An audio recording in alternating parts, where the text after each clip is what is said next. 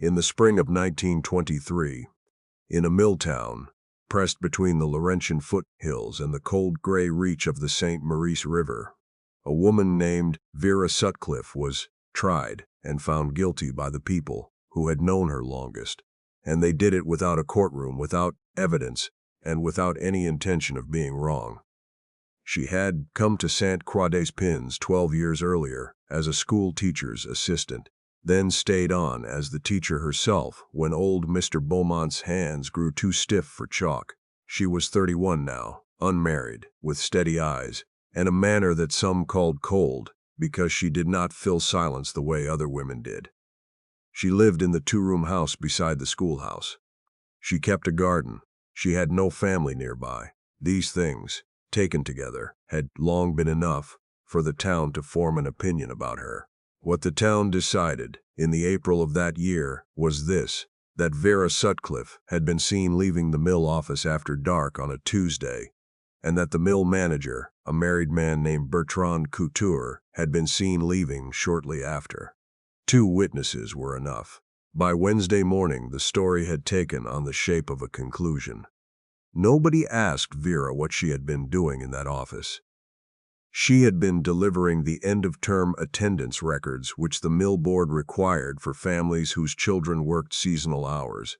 She had done it every spring for 7 years. This year, the clerk had been absent, and Bertrand Couture had been the only person there to receive the documents. The whole exchange had lasted less than 4 minutes. None of this was known because none of it was sought. The man who heard the story last and said the least about it was Edmund Hare. Edmund Hargreave had come to St. Croix-des-Pins 3 years earlier to manage the northern timber contracts for a St. Laurent lumber company, and in that time had made himself useful without making himself familiar. He was 43 years old, broad through the shoulders, quiet in a way that was not unfriendly, but offered no openings. He had been married once. His wife had died in childbirth in 1918, along with the child, and he had not spoken of it to anyone in this town. The grief had not broken him so much as reduced him to his essential parts. He worked, he paid what he owed. He did not ask for things he had not earned. He heard the talk about Vera Sutcliffe the way he heard most things in this town, slowly from several directions, with a persistent undertone of certainty that made him wary. Certainty without evidence was a thing he had learned to distrust. He had seen it before. He knew what it cost the people it settled on. He did not involve himself. Not at first. The mill board met in the 3rd week of April to discuss the schoolteacher's position. 3 of the 7 members were fathers of children in Vera's class. The other 4 were mill investors or contractors, whose opinions moved with the prevailing wind. The meeting lasted 2 hours. Vera was not present. She had not been invited. The outcome was a letter delivered to her door on a Friday afternoon, informing her that her contract would not be renewed for the autumn term, citing concerns about professional conduct, without specifying which conduct, or why, or on whose account. She read the letter standing at her kitchen table, then she set it down and finished washing her dishes. Edmund learned of the board's decision on the Saturday from Gordon Ashby, a foreman at the mill who stopped by the lumber office to collect a report. Gordon mentioned it the way men mentioned weather, without particular interest as a fact of the environment. Edmund listened without commenting. He signed the report and handed it back. That afternoon, he walked to the school end of town. Vera was in the garden when he arrived, turning soil with a hand fork, her back to the road. She did not hear him at the fence until he spoke. "Miss Sutcliffe." She turned, unhurried, brushing dirt from her glove. She looked at him steadily. They had spoken perhaps a dozen times over 3 years. He was not someone she thought of as an ally. He was not someone she thought of at all, particularly. "Mr. Hargreave," she said. "I heard about the board's decision," he said. She turned back to the garden. It wasn't much of a decision. Decisions require more than one option. He did not reply immediately. "I'd like to understand what happened." "You and I both know what happened," she said. She did not say it with bitterness. It was simple. "I'd like to understand the facts of it," he said, "as opposed to what's being said." Vera straightened and looked at him properly then. Something in his face told her he was not being polite. He was being precise, which was different. She told him about the attendance records, the absent clerk, Bertrand Couture's office with its door standing open. 4 minutes. 7 years of the same delivery. She told it plainly, without asking him to believe it.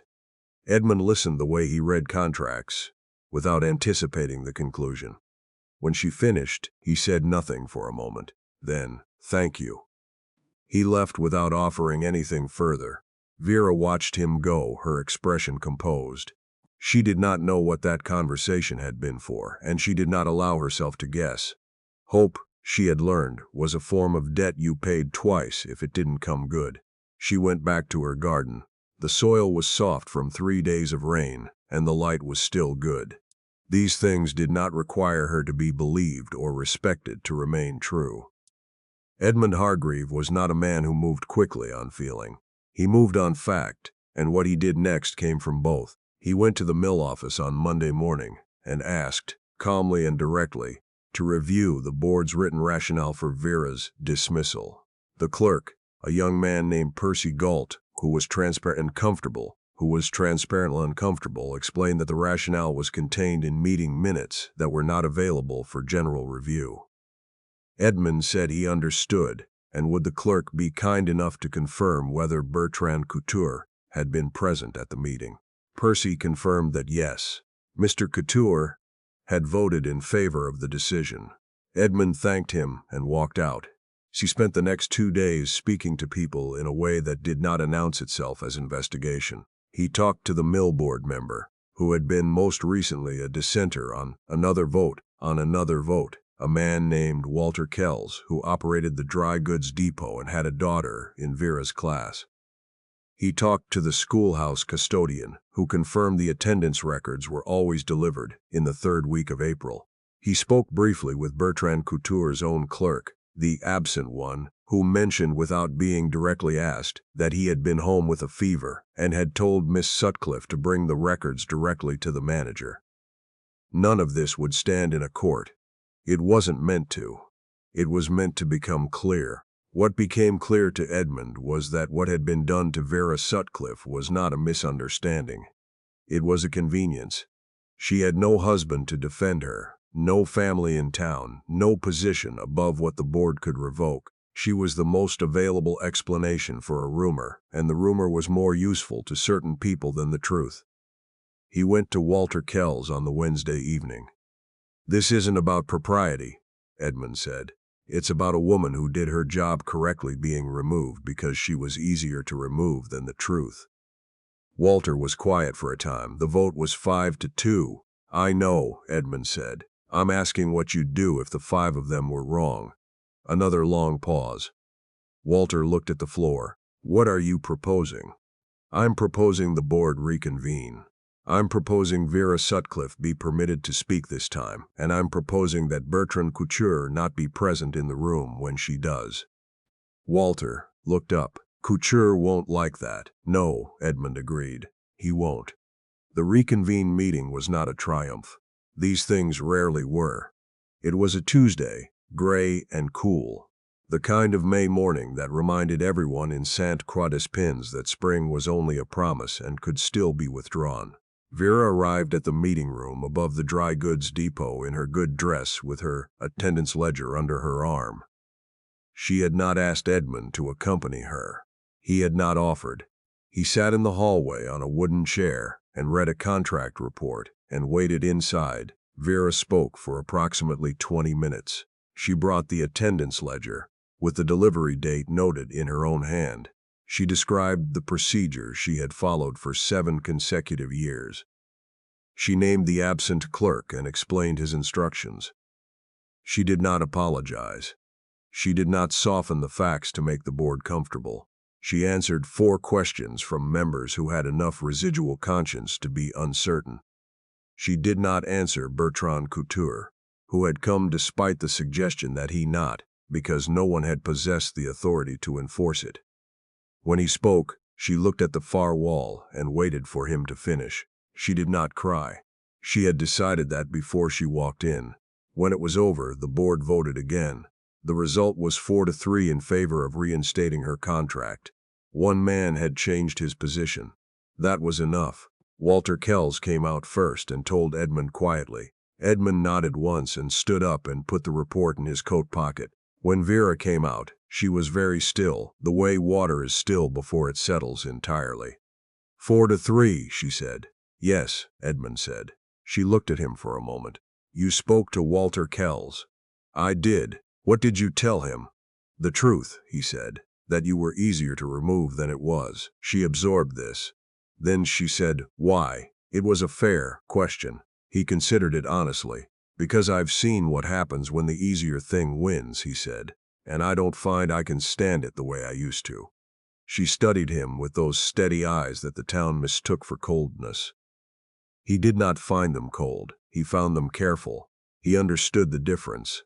I appreciate what you did, she said, but I want you to understand that I would have found another way forward. I know that, he said. That's not why I did it. She nodded slowly. This answer satisfied something she would not have known to name beforehand. They walked out into the gray May morning separately, as was appropriate, and spoke no more about it that day. The town took the board's decision the way it took most inconveniences. It adjusted without admitting it had been wrong. By June, the story had shifted in small ways. Its edges softened, the certainty in people's voices replaced by a kind of studied vagueness. Nobody said they had been mistaken. They simply stopped saying the other thing. Vera noticed. She always noticed. But she had learned long ago that acknowledgement was a gift certain people could not afford to give. And waiting for it was a way of letting them keep something they didn't deserve. She returned to her classroom. The children returned with the spring. Her garden came in strong. Edmund Hargreave came to the schoolhouse fence on a Saturday in late June, not on business, without particular reason he was ready to articulate. She was marking papers at the outside table she sometimes used when the light was good.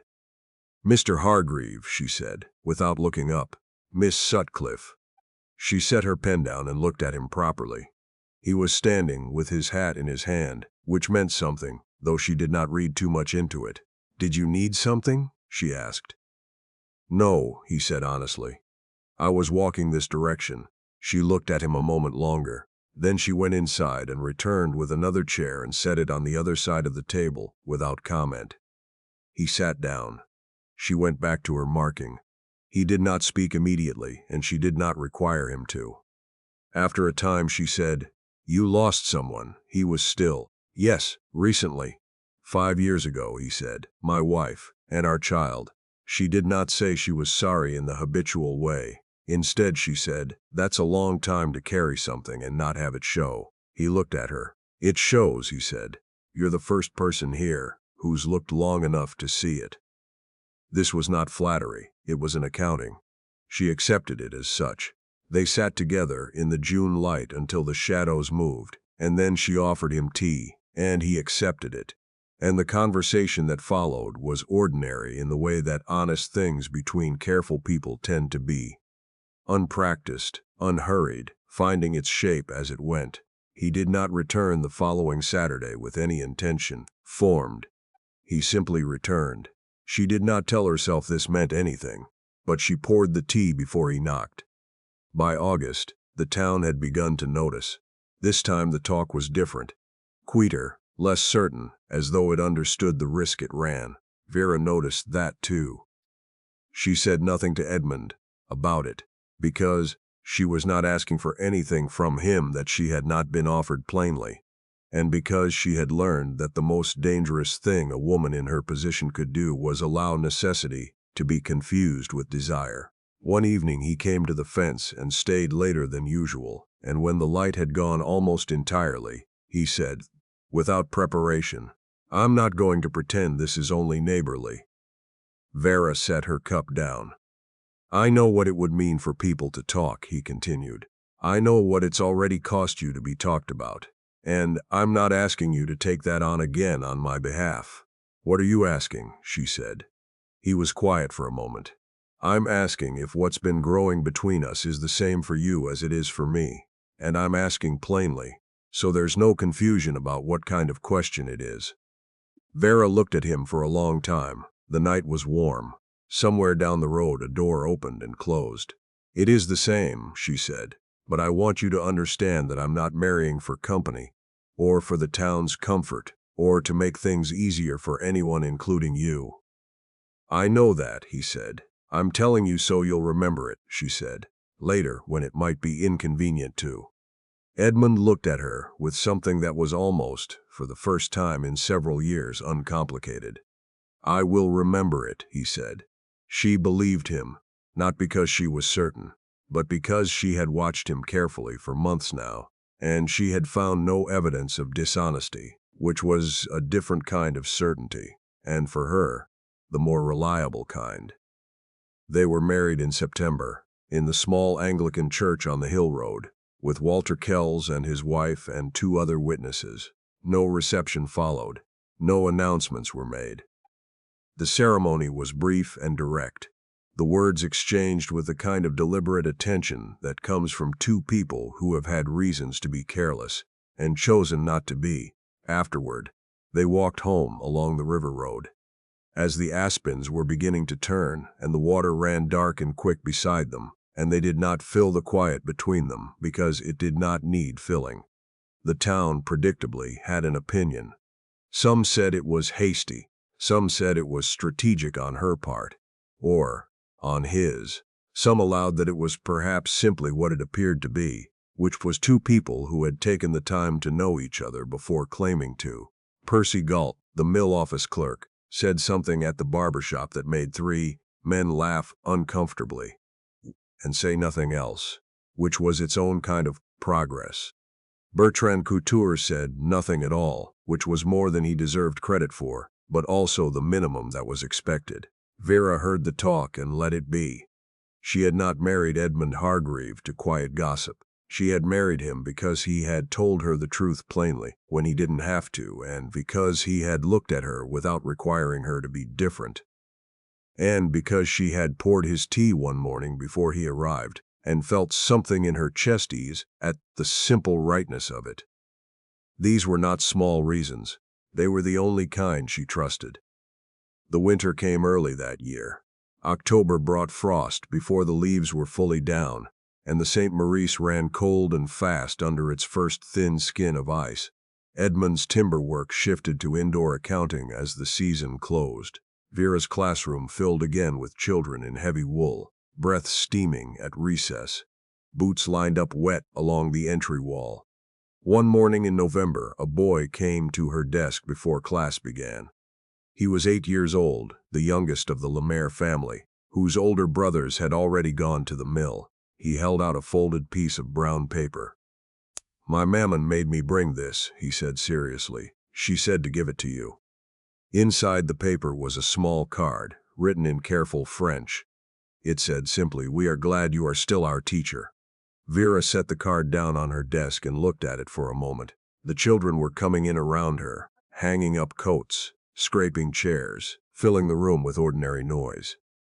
She smoothed the card with one finger, tucked it into her ledger, and stood up to begin the day.